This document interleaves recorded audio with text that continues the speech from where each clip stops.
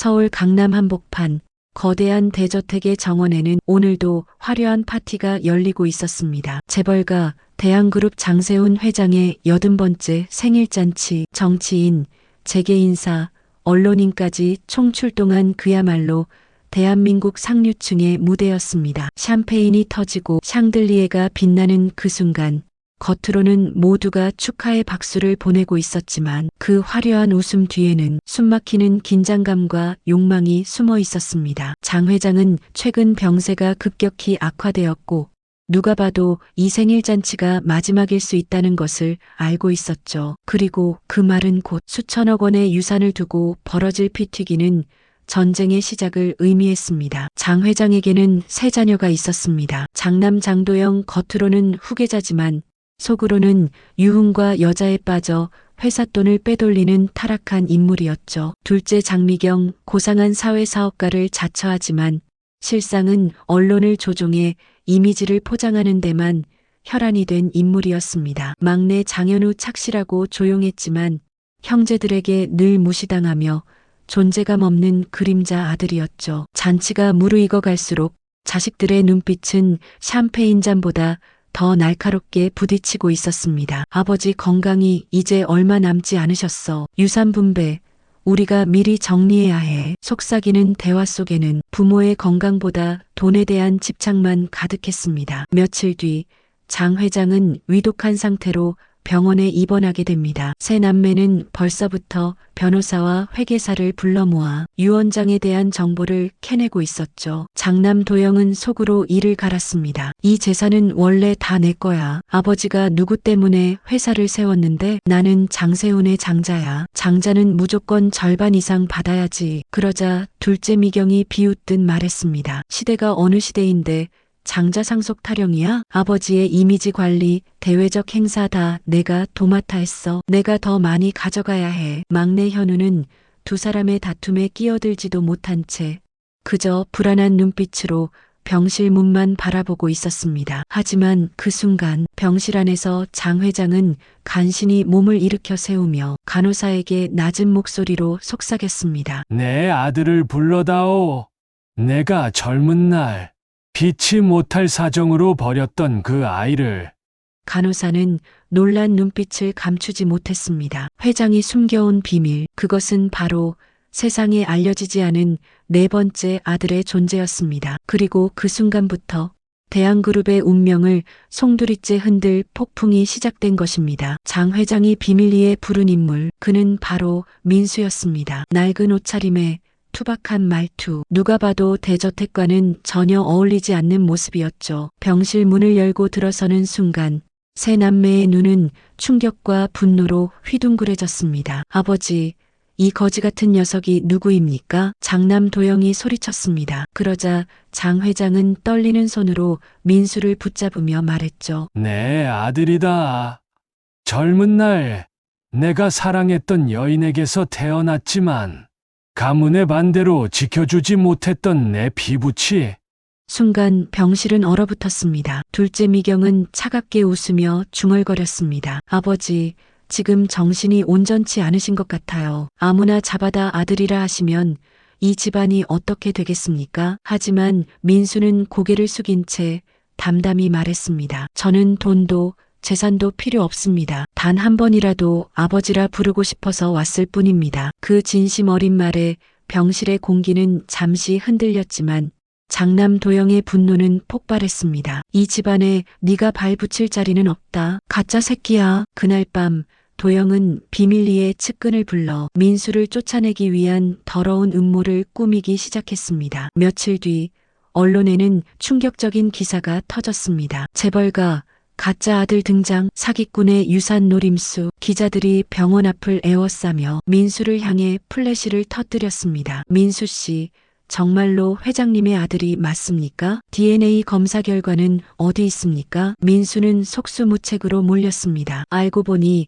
둘째 미경이 비밀리에 DNA 검사 결과를 조작한 것이었습니다. 하지만 이게 끝이 아니었습니다. 장남 도영은 한술 더 떠 민수가 어린 시절 살던 동네 사람들을 돈으로 매수해 저 녀석은 어릴 때부터 사기꾼이었다. 재벌가 아들 행세하려고 거짓말을 밥 먹듯 했다. 라는 가짜 증언을 쏟아내게 했습니다. 결국 민수는 하루아침에 사기꾼, 거짓말쟁이 유산놀이는 불안당으로 낙인 찍히고 말았죠. 그 순간 믿기 힘든 일이 일어났습니다. 막내 현우가 형과 누나의 편에 서서 민수를 향해 이렇게 말한 것입니다. 네가 진짜 아들이라는 증거 하나도 없잖아. 이 집안은 네가 설 자리가 없어. 민수는 충격에 휩싸였습니다. 자신과 가장 비슷한 처지라 생각했던 현우마저 등을 돌린 것이었죠. 그러나 그 음모의 배후에는 더 끔찍한 비밀이 숨어 있었습니다. 장남 도영은 단순히 민수를 내쫓는 것에 그치지 않고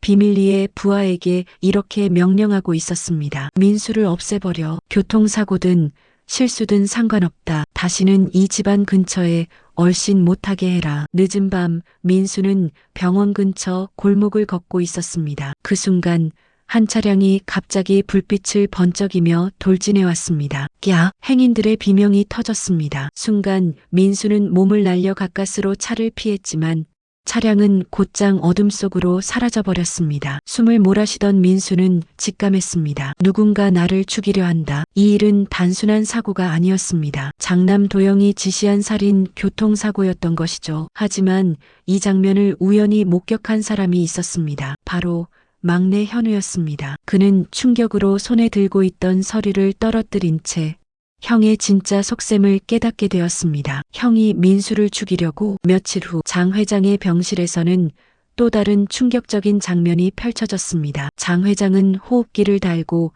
힘겹게 앉아 있었습니다. 그 곁에서 간호사가 눈물을 흘리며 비밀을 고백했습니다. 사실은 제가 모든 걸 알고 있었습니다. 민수 씨는 회장님의 친아들이 맞습니다. 간호사는 회장의 금고에서 꺼낸 봉투를 내밀었습니다. 그 안에는 친자 확인서, 원본과 장 회장이 젊은 시절 민수의 어머니에게 보낸 편지가 들어 있었습니다. 그날 밤 널 지켜주지 못해 미안하다.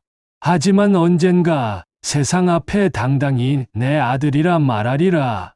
그 편지는 수십 년 동안 회장이 가슴에 묻고 살았던 죄책감의 증거였습니다. 민수는 떨리는 손으로 편지를 부여잡고 오열했습니다. 아버지, 이제야 저를 인정해 주시는 겁니까? 하지만 그 순간 병실 문이 벌컥 열리며 도영과 미경이 들어왔습니다. 그딴 편지 따위 조작일 수도 있어. 우린 인정 못해. 분노한 도영은 간호사에게 달려들어 증거를 빼앗으려 했습니다. 그러나 간호사는 울부짖으며 외쳤습니다. 당신들 도대체 어디까지 악랄해질 겁니까? 회장님의 마지막 소망조차 짓밟을 건가요? 순간 병실은 아수라장이 되었습니다. 결국 모든 진실은 폭발하듯 드러나기 시작했습니다. 첫째, 도영은 민수를 죽이려 했다는 사실이 병원 CCTV에 잡혀 있었습니다. 어두운 복도에서 부하에게 지시하는 장면이 그대로 기록돼 있었죠. 둘째, 미경은 조작된 DNA 검사와 언론 매수 정황이 기자의 취재로 들통나면서 하루아침에 위선의 아이콘으로 몰락했습니다. 그리고 더 충격적인 진실이 남아 있었습니다. 민수의 어머니, 그녀는 사실 장 회장의 비서이자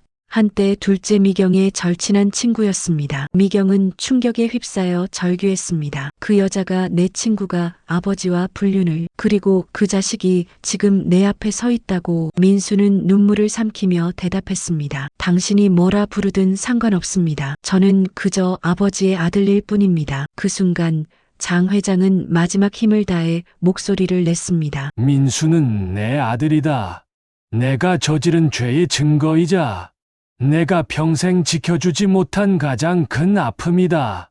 그리고 그는 숨을 몰아쉬며 병실 가득 울리는 심장 모니터의 소리 속에서 마지막 눈을 감았습니다. 그날 밤 재벌가의 저택에는 폭풍보다 더 무서운 붕괴의 시작이 몰려오고 있었습니다. 장세훈 회장의 장례식 날, 강남 대저택의 정원에는 수백 개의 조화와 카메라 플래시가 쏟아졌습니다. 대한그룹의 후계자는 누구입니까? 숨겨진 아들 민수 씨가 진짜 상속자입니까? 기자들의 질문이 빗발쳤지만 대답은 곧 법정에서 내려질 판결에 달려 있었습니다. 며칠 후 서울지방법원 대법정, 법정 안은 숨조차 쉬기 힘든 긴장감으로 가득했습니다. 판사가 차분히 판결문을 읽어 내려갔습니다. 장도영 피고, 부친의 친자 확인서를 불법적으로 은폐하고 친동생의 생명을 위협하는 교통사고를 기도한 혐의가 인정된다. 징역 7년을 선고한다. 순간 도영은 얼굴이 하얗게 질리며 절규했습니다. 안 돼. 나는 장자의 권리를 빼앗길 수 없어. 이건 조작이야. 다 조작이라고. 그러나 그의 목소리는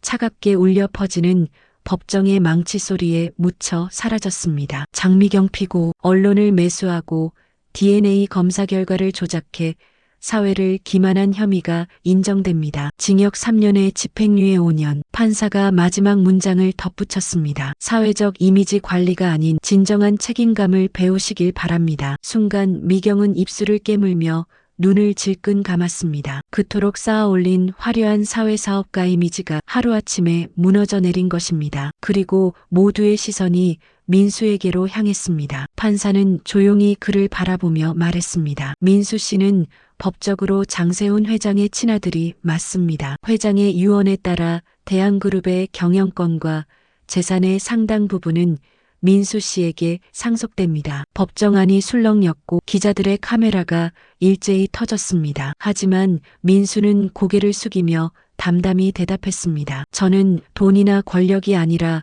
단 한 번이라도 아버지께 인정받고 싶었습니다. 이 재산의 절반은 사회에 환원하겠습니다. 아버지의 이름으로 어려운 아이들과 어르신들을 돕는 재단을 세우겠습니다. 그 말에 방청석은 술렁였고 판사의 얼굴에도 미묘한 감정이 스쳤습니다. 며칠 뒤 강남 저택의 대문은 굳게 닫혔습니다. 도영은 차가운 철창 속에서 눈물을 흘렸고 미경은 언론의 카메라를 피해 숨어 다녔습니다. 하지만 민수는 낡은 옷차림 그대로 재단 설립 준비에 나섰습니다. 그 곁에는 이제야 마음을 돌린 막내 현우가 함께 서 있었습니다. 현우는 조용히 말했습니다. 형 아니, 이제부터는 형이라고 부를게. 아버지가 지키지 못한 걸 우리 둘이 함께 지켜나가자. 민수는 미소 지으며 하늘을 올려다보았습니다. 그곳엔 마치 장회장이 미소 지으며 내려다보는 듯한 따스한 햇살이 비추고 있었습니다. 돈과 권력은 잠시지만